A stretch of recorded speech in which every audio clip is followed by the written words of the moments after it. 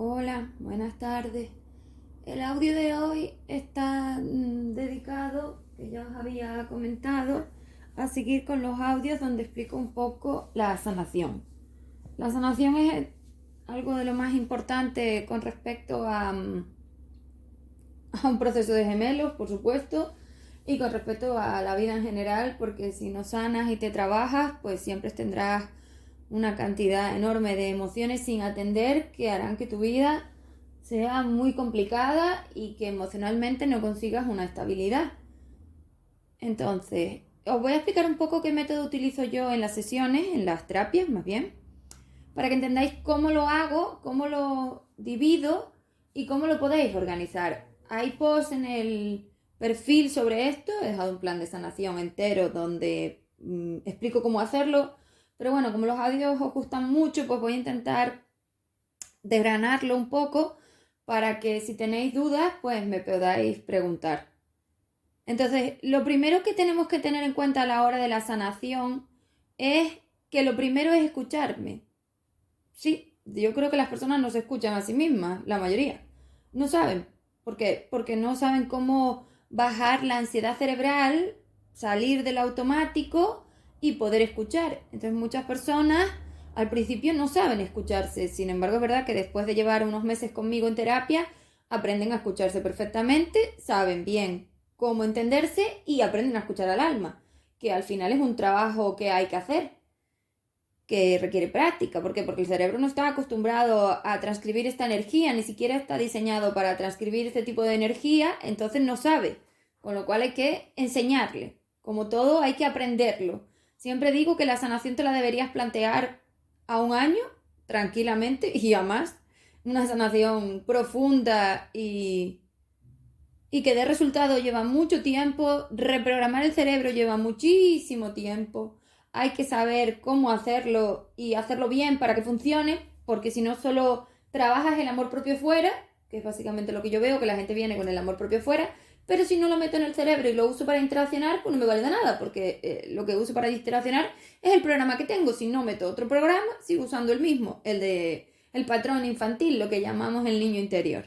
Bien, entonces, eso sería lo primero que tengo que tener en cuenta. Cuando vosotros llegáis a mis terapias, lo primero que hago es, en la primera sesión, un repaso por vuestra infancia. ¿Por qué? Porque es lo más importante. Siempre lo digo. No hacen falta realmente las vidas pasadas. Yo las uso en casos, vamos, claramente súper específicos para cosas súper específicas, porque todo se pone en la infancia. Cuando tú llegas aquí, tú vienes con el patrón vacío, por decirlo de alguna forma, tu cerebro no tiene nada, ni siquiera lo de las vidas pasadas. Entonces, ¿para qué? No, lo que te interesa es ir a tu infancia. Entonces, ¿yo qué os recomiendo? Bueno, ¿cómo lo hago yo? Básicamente yo lo que hago es preguntar. Entonces, hazte las preguntas. Yo he dejado ahí en el post sobre el niño interior las preguntas. Entonces, ¿qué preguntas hago yo a las personas? Bueno, pues quizás lo podéis hacer entre dos personas. ¿Qué pasa? Que evidentemente no son yo, pero bueno, igual os puede valer. Lo importante es que tú te sueltes y dejes que el cerebro te traiga los recuerdos. ¿Por qué? Porque el cerebro guarda las cosas que son muy dolorosas, como en lo que llamo yo el trastero cerebral, y lo tienes cerrado, lo tienes tapiado, ahí no entras, es como el subconsciente más profundo donde está todo. Y entonces es necesario que vayas ahí a verlo. Primero que tenemos muy confundido que la infancia es buena. ¿Cómo? Pues no sé, debe ser que las personas a las que yo trato son una infancia horrorosa. ¿Por qué? Porque están llenas de incomprensión, llenas de exigencias, llenas de unas altísimas expectativas que te dan, llenas de un montón de desconfianza y de un montón de formas que no tienen absolutamente nada que ver con el amor, sino más bien con la incomprensión. Entonces, así me lleno de esas formas tan poco amorosas y tan guerreras. Los humanos somos súper guerreros, guerreamos por todo. Entonces, lo que no puede ser es que no guerreo para no meterme en un conflicto, pero tampoco digo las cosas, porque es básicamente lo mismo. O sea, yo me tengo que defender de las dependencias de los demás, de los ataques de necesidad de dependencia de los demás. Entonces, es tan importante tener un equilibrio con respecto a cómo me defiendo que a lo que doy. O sea, el equilibrio entre dar y recibir es básico para poder interactuar con amor propio. Bien, entonces lo primero es ir a esa infancia y lo primero que yo hago es preguntaros cómo son cómo fue vuestra infancia entre los 2 y los 9 años. Entonces, básicamente puedes escribirlo, porque esa es la pregunta que yo te hago. Defíneme tu infancia con letras, con palabras, con una historia, con frases, como quieras, entre 2 y 9 años, que es el momento en el que se forma el patrón mental automático. O sea, es decir, ahí tu cerebro tiene ya autonomía y ya tienes un patrón. Entonces, oye, siéntate a escribir todo lo que recuerdes sobre tu infancia. Todo. ¿No puedes el primer día? Pues al otro día. Yo os recomiendo que tengáis un cuaderno y que empecéis a escribir. ¿Por qué? Porque eso irá saliendo a medida que tú le vas pidiendo al cerebro la información. Él te la va trayendo de sus bibliotecas donde las tiene, allí guardadas en el trastero, y te las trae y las puedes ver. Entonces, eso es lo primero. Luego pregunto por ciertas emociones muy pesadas como son la soledad, como es la frustración, la pena, el dolor. Hablamos de religión y hablamos de machismo. Entonces, eso sería lo más importante a la hora de saber qué tienes tú de la infancia para yo saber qué tipo de rol eres. Entonces, con esas preguntas, más o menos ya tengo una claridad aproximada. Luego que me interesa mucho, hablar de mamá y de papá. Porque son lo más importante a la hora de la formación del patrón mental es la madre y el padre o las figuras maternas y paternas que hayas tenido. Si no has tenido madre y padre, o no has tenido padre, o no has tenido madre, o solo has tenido uno, o has tenido otra cosa, bueno, pues lo interesante son las figuras. ¿Cómo diferencio yo las figuras maternas y paternas? Bueno, pues las mujeres son figuras maternas. ¿Por qué? Porque que lleven útero las hace gestoras emocionales. No se trata de si son más polaridad una cosa o la otra. No, es que es la educación de la mujer con respecto a su energía como madre. Entonces, el modo madre es lo que más importa. Entonces, las figuras maternas son las mujeres. Y luego tenemos las figuras paternas, que son los hombres, o en su defecto, ahí sí que puede haber la abuela, la tía o el abuelo. ¿Por qué? Porque son los protectores. Y como ya hay una gestora emocional, no hay varias gestoras emocionales. Entonces entra la otra figura, ¿vale? Esto es muy complejo, pero para explicarlo así por encima. Entonces, te pregunto, ¿cuál es la relación que tenías con tu madre cuando eras pequeña o pequeño? ¿Y cuál es la relación que tenías con tu padre cuando eras pequeño o pequeño? Y me interesa saber cuánto de exigentes eran, cuánto de impositivos, cuánto de mimosos, cariñosos, cuánto de lo contrario, si eran religiosos, si eran machistas y cómo me defines tú esas interacciones. Porque a mí lo que me interesa es saber cómo te están afectando a ti las emociones que tú no habrás trabajado y cómo tienes el patrón mental. Entonces pregunto por mamá y por papá y luego hablamos de los hermanos y hago exactamente lo mismo.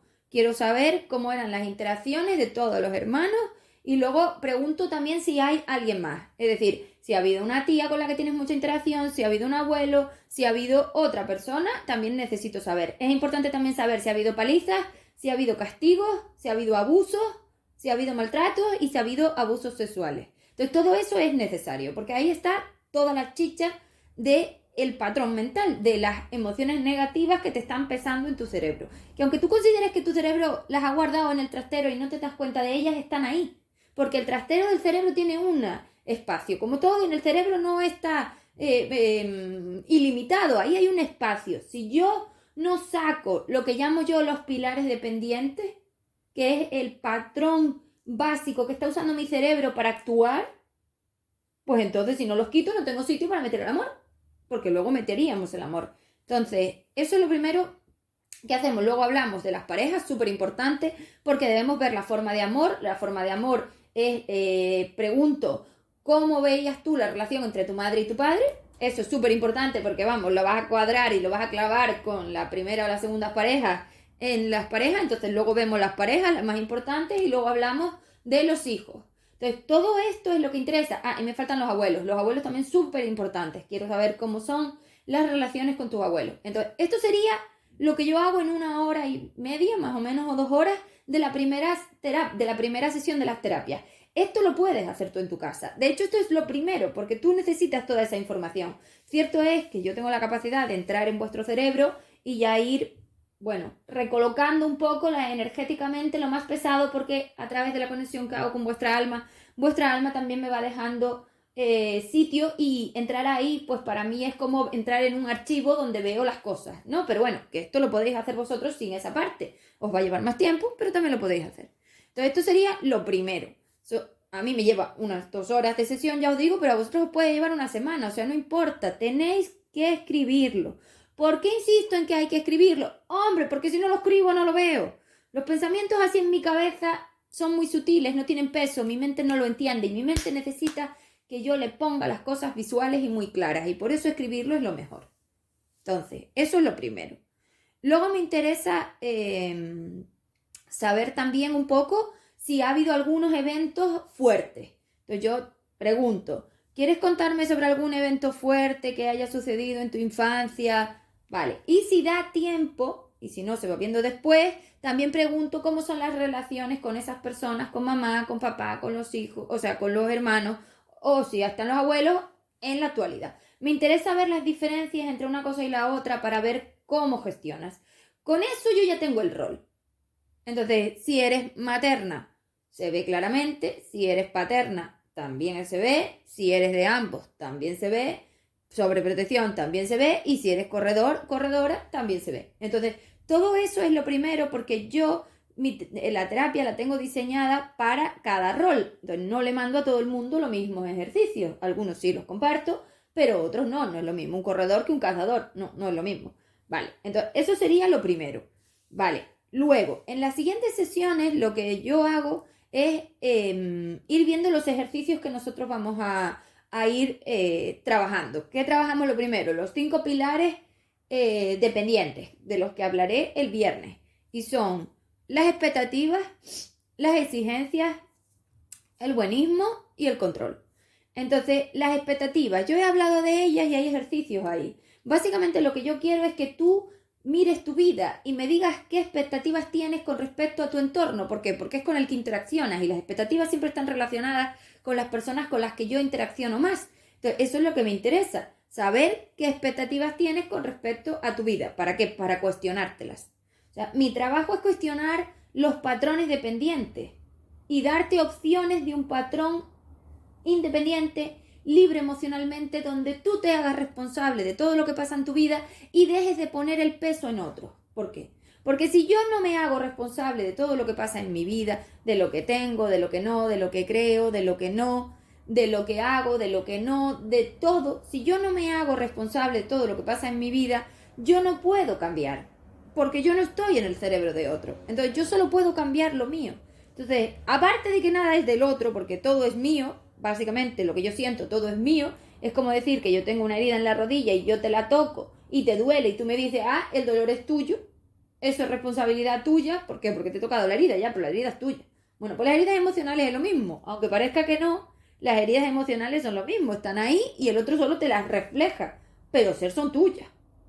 Bien, entonces cuando yo me hago cargo de todo eso, yo puedo sanar. ¿Por qué? Porque me voy a dar cuenta de cómo estoy haciendo las cosas de mal.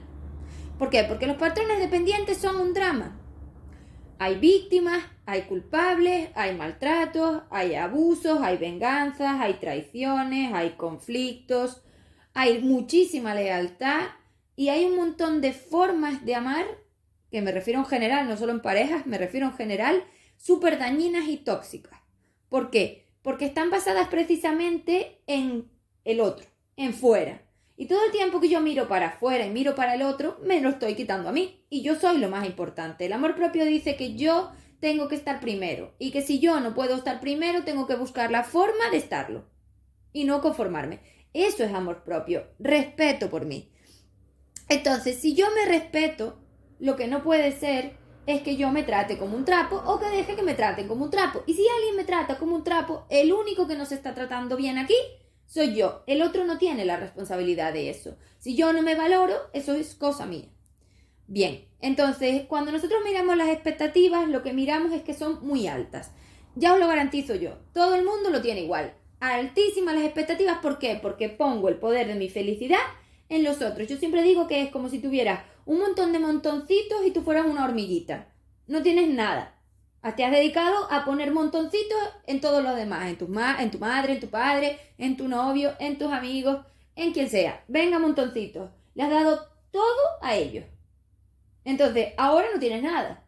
Bueno, pues todo lo que tienes que hacer es quitar todas esas expectativas de los demás y traerte los trocitos a tu montón. Y eso se va haciendo poco a poco. ¿Por qué? Porque hay que hacerlo despacio. Entonces, lo primero es cuestionar las expectativas y bajarlas al mínimo. 1. Las expectativas tienen que estar en 1. Y además, a la hora de co-crear, parece que las expectativas y la fe no pueden estar en la misma frase. ¿Por qué? Porque una cosa es la expectativa y otra cosa es que yo tenga o no tenga fe. Si yo quiero crear una cosa, yo tengo que meter fe. La fe y la confianza son las energías que dan lugar a la materia, que me valen para comprar materia. Entonces, si yo no tengo fe ni confianza, tampoco tendré valoración ni merecimiento y no puedo comprar materia. Eso es lo primero. Entonces, a la hora de co-crear, lo que yo siempre os digo es que co-creéis en escalera. ¿Eso qué significa? Que yo empiezo por la expectativa 1, la más probable, para que mi cerebro no me chantajee y eso se me vaya al negativo, y de ahí para arriba. Entonces, primero co-creo el 1, cuando tengo el 1 co-creo el 2, cuando tengo el 2 co-creo el 3 y cuando tengo el 3 co-creo el 4. Entonces, no subo del 1 al 4 en ningún caso porque sé que mi cerebro me va a chantajear porque mi cerebro no tiene ni fe ni confianza. Olvídate, los humanos no tienen ni fe ni confianza. En sí mismos, 0. Bien, entonces primero las expectativas. Rebájatelas al 1. Deja de esperar que todo el mundo te haga feliz y empieza a dártelo tú. Yo sé que esto dicho así es como un poco complicado, pero para nada. La aceptación me la tengo que dar yo. La valoración me la tengo que dar yo. El merecimiento es una moneda de compra de materia mía. La comprensión me la doy yo. La fe me la pongo yo. La confianza me la pongo yo. El tiempo me lo tengo que dar yo. El espacio me lo doy yo. Y la comprensión me la doy yo. Todo yo. O sea, nadie es responsable de nada de lo que me pasa. Así rebajo las expectativas. ¿Cuáles son unas expectativas equilibradas y sanas? La reciprocidad, es decir, equilibrio, que tú y yo tengamos una relación en equilibrio, y el respeto. Esas son las dos expectativas que tengo que tener. Pocas más. ¿Por qué? Porque cuando yo subo mucho las expectativas, vuelvo a poner el peso de mi felicidad en otro. Y eso no me vale para nada así, para subirme a las expectativas del piso 8 y caerme y pegarme una torta que os la pegáis constantemente porque subís corriendo por las escaleras y cuando llegas al final, ¡pum!, caes de golpe. Bien. Exigencias son parecidas a las expectativas, muy, muy parecidas. Porque la exigencia y la expectativa tienen una diferencia y es que la expectativa está fuera de mi control. Por ejemplo, yo me quiero ir al Caribe. Pues no lo voy a poder controlar yo. ¿Por qué? Porque a lo mejor no tengo los medios para irme al Caribe. Ahora, yo tengo un vuelo para ir al Caribe, eso sí, eso es exigencia. ¿Por qué? Porque tengo el control sobre ello. Es algo que yo te digo, te impongo no, te pido, más bien, ¿no? Porque no se trata de imponer, se trata de pedir. Vale, vamos a hacerlo, por ejemplo, con otro ejemplo un poco mejor, entre una interacción. Por ejemplo, una expectativa sería, a mí me gustaría que mi novio me trajera un ramo de flores. Bueno, pues si yo quiero que mi novio me traiga un ramo de flores, va a ser que no lo voy a poder controlar. ¿Por qué? Porque eso es cosa de él. Como no espere a que por la bola de cristal de la adivinación el hombre sepa que yo quiero un ramo de flores, que lo hacemos, por favor, esto lo hacemos, como narices va a saber que yo quiero un ramo de flores. Pues no tiene ni idea, ni se le ocurre, ni se le para nada, y menos a un hombre, o sea, no se le ocurre. Entonces tú no puedes ir luego a castigarlo porque no ha cumplido tus deseos, porque él no es tu lamparita de los deseos, ni es tu genio de la lamparita. Entonces, no lo sabe. La expectativa es algo que yo no tengo control sobre ella, es lo que espero de los demás. La exigencia sí, es algo que te pido, es como la base de nuestra interacción. Oye, respétame, eso es una exigencia. Oye, ten cuidado, eso es una exigencia. Oye, no me invadas, eso es una exigencia. Oye, no me avasalles, eso es una exigencia. Oye, no me asfixies, una exigencia. Entonces, todo lo que yo te pido y que son las bases de una interacción del respeto son las exigencias. Las exigencias también son altísimas para todos los roles, son súper altas, todos traemos unas exigencias enormes. ¿Por qué? Porque nos han enseñado a guerrear. Estamos preparados para una guerra. Entonces, como somos tan guerreros y se supone que tenemos que ser mejores y se supone que tenemos que ganar, pues entonces venimos preparados con unas exigencias altísimas, que es nuestro peor problema. Todo el tiempo yo lucho contra mí. Sí, yo sé que esto te parece raro, pero sí. Ahí fuera no hay nadie, eres tú contra ti mismo. ¿Por qué? Porque no te aceptas, porque no te gustas, porque te odias. Hay muchísimas personas que se odian a sí mismas. Yo sé que esta palabra es fuerte, pero deberías entenderlo, porque cuando tú te tratas como un trapo y dejas que las personas abusen de ti, o te maltraten, o te traten como si no valieras nada, te estás odiando un poquito. Entonces vamos a dejar de taparnos la boca con las cosas negativas y mostrarlas, hay que iluminarlas. ¿Por qué? Porque parece que gritar o enfadarte o hacer una cosa o la otra es que está mal visto. No, tienes que ser lo que llamo yo una mariposita del bosque, claro que sí. todo sí, todo maravilloso, todo es perfecto. Que no. Una persona con amor propio no es así. Se defiende, se pone en su sitio, tiene su carácter y tiene amaestrada su sombra. Entonces, no te ataca, se defiende. Es muy diferente que tú me ataques y yo me defienda a que tú me ataques, yo te ataque y aquí nos estemos defendiendo. Eso es distinto. ¿Por qué? Porque una persona que no tiene la sombra equilibrada ataca. Salta a atacar, a disparar. Una persona que tiene amor propio no lo hace, por lo menos la mayor parte del tiempo. ¿Por qué? Porque no necesita guerrear. Puede arreglar las cosas de otra forma. Vale. Entonces, las exigencias están altísimas contigo mismo y con los demás. Bájala. Lo primero que trabajamos son las exigencias con el entorno siempre. ¿Por qué? Porque dependemos del entorno. Luego ya trabajaremos lo nuestro, pero primero el entorno. Entonces, el siguiente pilar dependiente es dar de más. Esto es buenísimo. El dar de más es como una especie de cáncer, básicamente. Todo para afuera, todo para el otro. Servir al otro. La palabra servir es que me da como urticaria. Agradecerle al otro. O sea, lo del agradecimiento ya lo he explicado también. Entonces, lo mismo de lo mismo. Tú no tienes que agradecer nada a nadie, que tú estás aquí por derecho propio. Deja de agradecerle a nadie y dátelo a ti. Recordar, tienes la flecha para afuera. Tienes que coger la flecha y meterla para adentro. Entonces, la mayor parte del tiempo la flecha tiene que indicarte a ti. En responsabilidad, en respeto, en todo. Y en dar. Todo para ti. Y luego ya a los demás le damos algo. Es así, no hace falta. Toda esta necesidad de darle al otro como si yo tuviera el modo Papá Noel, no hace falta para nada. De verdad os vais a dar cuenta cuando dejéis de hacer todo eso, es que es lo mismo. Sigue igual. Da igual, ¿para qué hice todo esto? Pues no lo sé. ¿Por qué? Porque me encanta resolver la vida de los demás. Porque como estoy tan triste con la mía, vamos a ver si en la vida de los demás me siento mejor. En fin. Pues eso serían las exigencias, o sea, eso sería el dar de más. Cuando yo doy de más, el reflejo siempre es negativo. Métetelo en esa cabeza. El reflejo de darle mucho al otro, ¿qué significa? Malo. Cuanto más le doy al otro que tengo, más malo. Y ahí entra la violencia. La violencia, los abusos, los maltratos, yo sé que esto cuesta un poco entenderlo, pero es hora de que lo tengamos claro para dejar de hacer esto, está relacionado porque yo soy sumiso. La palabra sumiso significa que trago, que consiento, que no me doy respeto, que me trato como si no tuviera valor. Si yo dejo que las personas me traten mal, yo no me doy valor. Si yo dejo que alguien me pegue, yo no me doy valor. Si yo dejo que alguien abuse de mí, yo no me doy valor. Estamos hablando de adultos, Adultos. Bien, y luego puede haber otro tipo de cosas, sí, pero da igual. Yo soy responsable de todo. Es que es necesario que te hagas responsable de todo y dejes de culpar al otro, porque el otro no es responsable de lo que vibras tú. Esto lo estás vibrando tú. Y si tú vibras esa falta de respeto y vibras toda esa situación de maltrato y de abuso, lo estás haciendo tú porque no te quieres. Entonces, la energía te está diciendo, oye, no te quieres, no te respetas, cambia. El maestro, porque aquí todos somos maestros y alumnos a la vez, te pega o te maltrata para mostrarte cómo no te levantas, cómo no te quieres, cómo no te respetas. Nadie quiere hacer daño a nadie, ya lo digo, o sea, aquí nadie es malo ni bueno. Somos maestros y alumnos, son pactos de alma. Entonces dejemos de buscar ese modo victimista que va para afuera otra vez y que solo existe en la dependencia y vamos a usar unas formas mucho más del amor propio, donde así yo no voy a vibrar estas situaciones. Pero las vibro yo y tenemos que hacernos responsables de esto. Bien. Entonces, cuando yo doy de más al otro, ¿qué es lo que estoy haciendo? Bueno, pues si yo entiendo que entre yo y el otro siempre hay un tubo donde meto la energía la meto en 3 formas. Importancia, valoración y necesidad. Sí, vete a mirar cómo funciona. Estas son las monedas energéticas para dar. Importancia, valoración y necesidad. Cuanto más me importa algo, más valoración le doy y más lo necesito. Y ahí está la dependencia.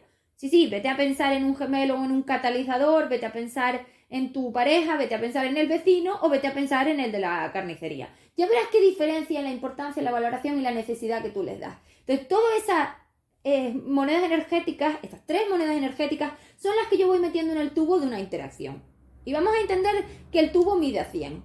Entonces, si yo me paso de 50 para allá, ya pasé el equilibrio. Estoy dando de más. ¿El otro qué tiene que hacer?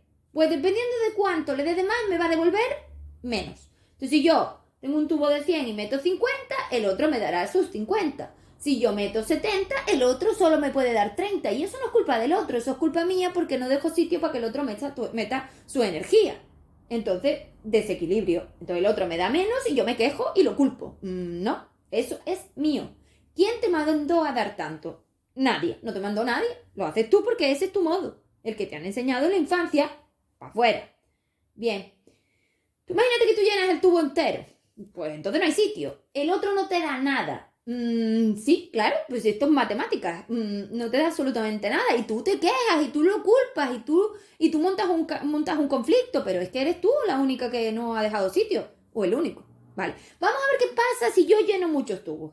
Bueno, pues el problema de llenar muchos tubos con la importancia, la necesidad y la valoración es que yo lo que estoy haciendo es dándole munición de guerra al otro para que me dé con los tubos en la cabeza. Y eso, ¿veis lo que es el reflejo de dar de más? Que tengo un meme que os compartiré en la historia cuando publique mañana el audio. Entonces, ¿veis? Yo cojo, lleno los tubos de dar de más y viene el otro y me da con ellos en la cabeza. Ese es el reflejo negativo de dar de más. Y cuanto más tubos lleno con todo eso, más mal me trata el otro. Qué raro. No, claro, pues si me estoy tratando sin respeto, mira dónde está el respeto, importancia, valoración, necesidad al otro, y yo quedo como con el -7 o el -70. Normal que el otro venga y me haga daño. Es mi maestro y mi maestro me está enseñando cómo me estoy tratando sin amor propio, sin respeto y sin valoración y lo necesito mucho. Entonces le doy el poder de mi vida, le doy la varita y le digo, toma, soy tu sumisa, tu esclava, haz lo que quieras conmigo. Esto es así. Entonces, ¿aquí hay alguna víctima o algún culpable? Pues sí. ¿Por qué? Porque estamos en una dependencia. Cuando yo uso el amor propio para interaccionar, esto no existe. ¿Por qué? Porque yo voy a equilibrar mis relaciones. Otro ejercicio que podéis hacer, cuestionar vuestras relaciones y equilibrarlas. Hablaré de él también. Entonces, es muy importante que tú aprendas a equilibrar y con el tubo es muy fácil. Imagínate que el tubo medía 100 o mide 10, da igual, si te es más fácil de 1 a 10. Vale, ¿cuánto me está dando a mí fulanito? Bueno, pues fulanito me está dando 3. ¿Cómo le voy a dar 8? Es evidente que está mal. ¿Por qué? Porque no me va a dar él lo mismo. Es que a lo mejor fulanito solo es un amigo de 2. No hace falta que todas las personas seamos amigos de 10, ni de 9, ni de 8, ni de 6. Es que no hace falta. Las personas necesitamos darle muchísimo al otro, compartir muchísimo. Somos seres muy sociales que necesitamos mucho una cosa que se llama lealtad. Esta palabra es otra palabra súper tóxica de la dependencia. Dentro del amor propio y de una relación sana y equilibrada, que yo os recomiendo que la busquéis, no hay la lealtad. Esto es malísimo también. Entonces, ¿qué pasa?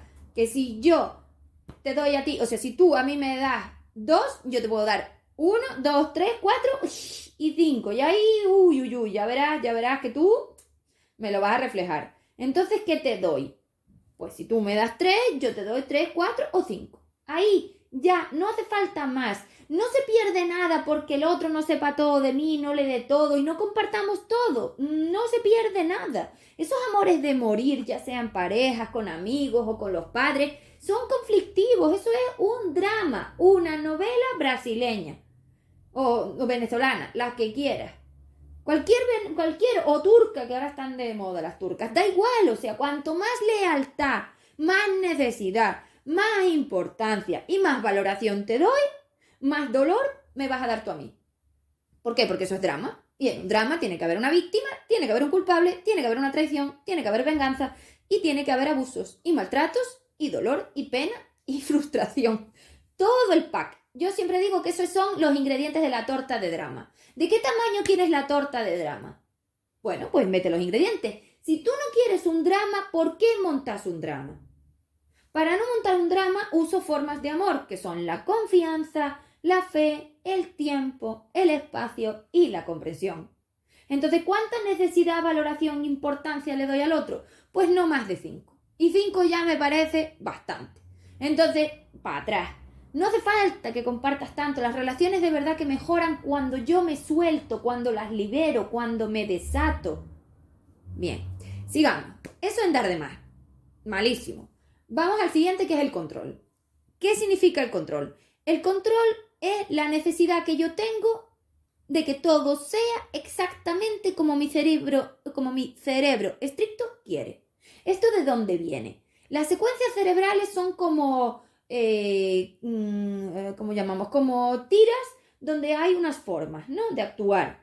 Bueno, pues imagínate, por ejemplo, una secuencia sería como tú saltas a un reflejo de algo. Por ejemplo, yo estoy con el gemelo y el gemelo me dice que no me quiere y ahí hay un reflejo, una secuencia mental de actuación que mi cerebro construye con las bibliotecas mentales de la infancia. ¿Lo habéis entendido? Mi cerebro construye mis formas de actuar con las bibliotecas mentales de la infancia. ¿Por qué? Porque ese es el primer patrón que tiene. Ese es el más denso y ese es el que guarda. Es más fácil guardar emociones más densas en el cerebro material que emociones más sutiles. Por eso se queda con lo que me impacta mucho, que suele ser lo malo.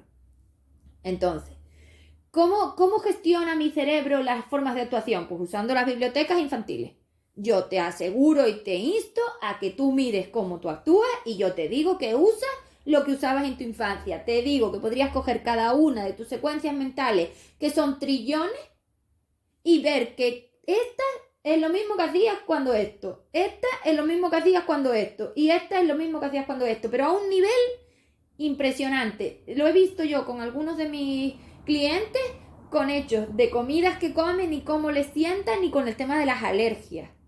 Que lo mismo, no es casual que las alergias a la leche y al trigo sean las más, las que más hay, ¿no? Es que la leche y el trigo es lo que comías cuando estabas desayunando.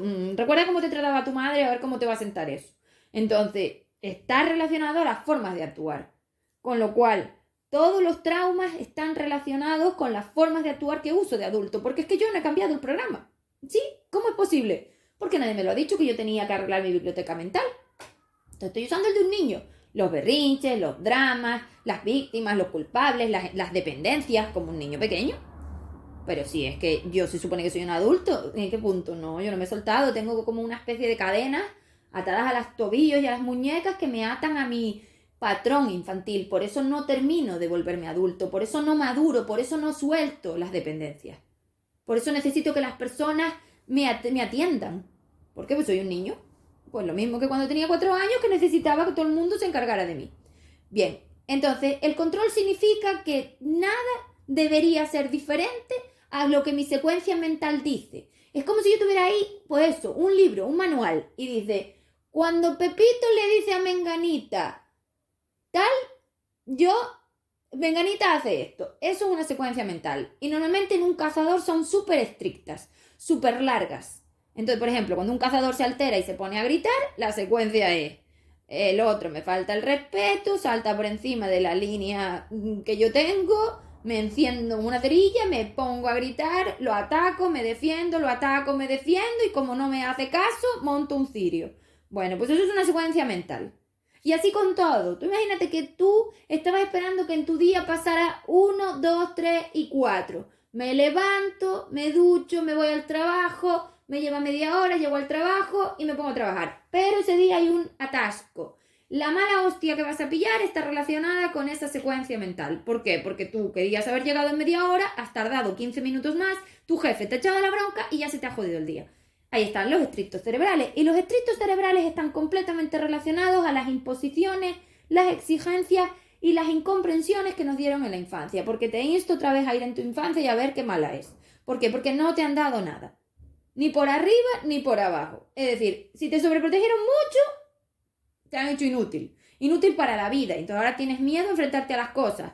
Y si te abandonaron o te rechazaron, lo contrario, te han hecho sobreprotector. Eso significa que ahora te vas a proteger con el carácter o alejándote de las personas y volviéndote frío y hiriente. Entonces todos, da igual que sean abandonos, que sean rechazos, que sean injusticias, humillaciones o lo que sea, que no importa, cualquiera de esas formas mentales dan lugar a la secuencia del estricto cerebral. Y en tu estricto cerebral, cuando las cosas no son como tú quieres, saltas.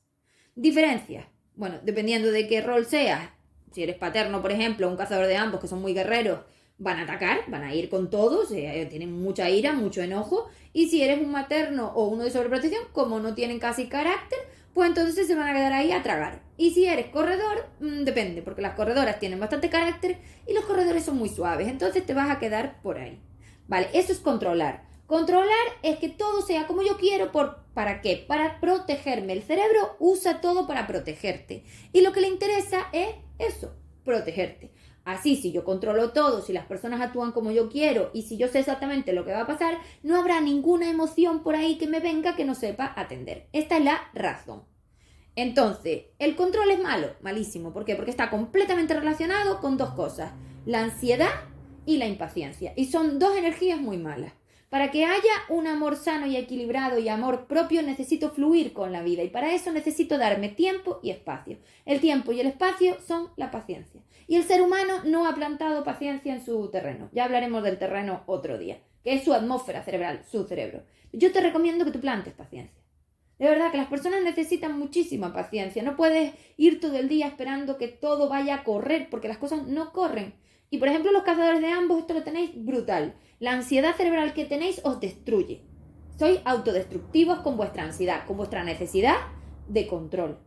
Porque cuando las cosas no son como vosotros esperabais, os volvéis locos. Y luego viene vuestro entorno y como lo escucháis más que el carajo, porque escucháis muchísimo fuera, os volvéis locos y ya no sabéis qué decidir. Y ahí está la ansiedad. La ansiedad es que mi cerebro está tan embotado de cosas, está tan lleno mi trastero de emociones negativas y pesan tanto que está la pared temblando para que yo vaya, o la puerta, de lo lleno que está para que yo lo atienda. Si tú no atiendes las emociones todos los días, el trastero se llena. Y entonces vas a estar ansiado, preocupado y vives en una montaña rusa emocional. Vale, no es lo mismo haber sanado el patrón mental que usar una espiritualidad, y ya sabéis que lo digo de vez en cuando porque es que es así, para no emocionarme. Es que lo he visto. O sea, no se trata de... No ha sanado las emociones, no, simplemente las quitas del medio. Somos pura energía, pura emoción, eso no vale para nada. Al final terminarán saliendo por algún sitio, es como si, vamos, me las tragara. Pues tragar es lo mismo, ¿eh? Bien, y vamos al buenismo, que es el último pilar dependiente. Exigencias, expectativas, control, dar de más y buenismo. El buenismo es otra lacra social. Es esto de pa' afuera. Es esa cosa que me han dicho que tengo que ser. Sé bueno, sé amable, dale al otro, sacrifícate por el otro. El amor nunca jamás será el sacrificio. Por favor, vamos a parar con esto ya, porque unir en dos frases el amor y el sacrificio es como... tergiversar o meter el egoísmo y el amor propio. No pueden ir juntos porque son contrarios. El amor es una cosa y el sacrificio es otra. El sacrificio es formas dependientes de actuar. El amor propio son formas de amor de actuar. Comprensión, incomprensión. La independencia, la incomprensión, la exigencia, la imposición, y el amor es la comprensión, la fe, la confianza y el fluir y el equilibrio. Entonces no tienen nada que ver. Todo el rato que tú tienes la flecha para afuera, estás en buenismo. Eso de ser bueno lo hacemos constantemente y no vale para nada, ¿sí? Vale para dramas, para conflictos y para sufrir. Te lo puedo garantizar. Es lo mismo que el dar de más, pero ya es un acto, una forma de actuar que mi cerebro usa cuando alguien me quiere chantajear emocionalmente. Entonces, sé bueno. Sí, no, soy bueno, pero me sacrifico. Cógete un cuchillito y hazte un cortecito en la muñeca para que se te vea el sacrificio. No tienes que ser bueno con nadie. De hecho, es lo contrario. El amor propio dice que tú tienes que ir primero. Entonces no tienes que ser bueno. Tienes que estar equilibrado. Yo no te digo que un día vayas a tener que ceder porque tu pareja quiere ir al monte y tú quieres ir a la playa. ¿Vale? Pero equilíbralo. No puedes tragar todo el día y ciguana. Eso es dar de más. Eso es buenismo. Son formas de actuar para que el otro no lo pase mal. Entonces, eso no lo puedes hacer porque no te vale para nada. ¿Sí? Para el drama, para sufrir, para la novela. Tú mírate una novela y cuando me digas que tú quieres esa vida, perfecto, sigue como estás. Pero si tú quieres salir de ahí, deja de meter ingredientes del drama en tu vida. Porque entonces lo vas a tener y eres tú el que lo estás co-creando. Entonces no me digas luego que tu vida es un drama y que hay un montón de drama y que el otro te hace y que el otro te hace. El otro no te hace nada, volvemos a lo mismo. Eres tú. ¿Por qué? Porque no estás usando las formas que tienes que usar. Estás usando unas que te han dado, pero que no te valen para ser adulto. Eso para cuando niño, bueno, pero para adulto no. Entonces, el buenismo, fuera. Déjate de hacer las cosas por ser bueno, déjate de hacer las cosas por el otro, déjate de hacer cosas para salvar a los demás, déjate de hacer las cosas para servir a nadie. Es que la palabra servir también, me da picor.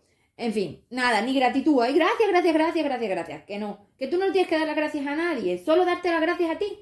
Recuerda, la flecha para adentro, todo para adentro. ¿Por qué? Porque si no soy un mendigo energético y los mendigos energéticos no tienen nada. ¿Por qué? Porque están mendigando el amor. Y cuando yo mendigo el amor el otro viene y me trata como un trapo. ¿Por qué? Porque soy un mendigo. Ahí está, el valor que me estoy dando, cero. Entonces, nada.